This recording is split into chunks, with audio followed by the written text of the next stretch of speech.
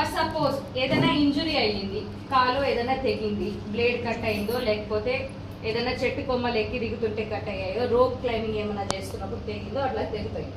అప్పుడు ఏం చేస్తారు?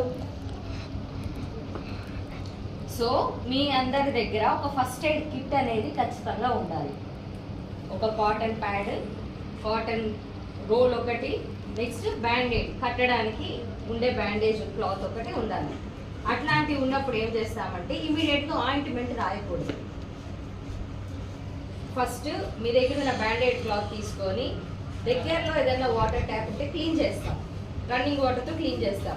లేదు అని అంటే గనక ఆ బ్లీడింగ్ ఏదైతే పోతుందో ఇమీడియట్గా దాన్ని ఆపడానికి మీ దగ్గర ఉన్న కాటన్ ప్యాడ్ అటాచ్ చేసి, లేకపోతే కాటన్ ఏదైతే ఉందో దాన్ని పెట్టి గట్టిగా నాట్ వేసేస్తాం బ్యాండేజ్ చుట్టి. ఇది దేనికి? జస్ట్ బ్లీడింగ్ ఆపడానికి మాత్రమే మీరు చేస్తున్న ఫస్ట్ ఎయిడ్ అని. దాని నెక్స్ట్ మేనేజ్మెంట్ ఎక్కడ ఉంటుంది? నెక్స్ట్ పేషెంట్కి ఎక్కడ ఇస్తారు ట్రీట్మెంట్? హాస్పిటల్కి తీసుకెళ్ళి, అంబులెన్స్లో తీసుకెళ్ళి హాస్పిటల్లో ఇస్తారు. మీరు ఎంతవరకు చేయాలి? మీ రోల్ ఎంతవరకు? బ్లీడింగ్ ఆపేంత వరకే మీ రోల్. ఓకేనా? నెక్స్ట్ ఫస్ట్ సపోజ్ ఇప్పుడు కుక్కే గరిచింది, మీ ఇంటి దగ్గరే ఉన్నారు మీరు. క్యాంప్స్లో ఒకటే కాదు కదా, ఎన్సీసీ వాళ్ళంటే అన్ని దగ్గరలో పని చేయాలి, అన్ని దగ్గరలో ఫస్ట్ ఎయిడ్లు ఇవ్వాలి. సో కుక్క గరిచింది, ఏం చేస్తారు మీరు? Very good.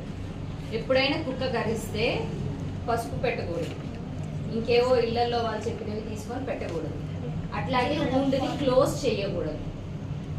వెంటనే tap water, running tap water ఎక్కడుందో చూసుకొని, లేకపోతే ఇంటికన్నా వెళ్ళి సోప్ తీసుకొని నీట్గా క్లీన్ చేయాలి.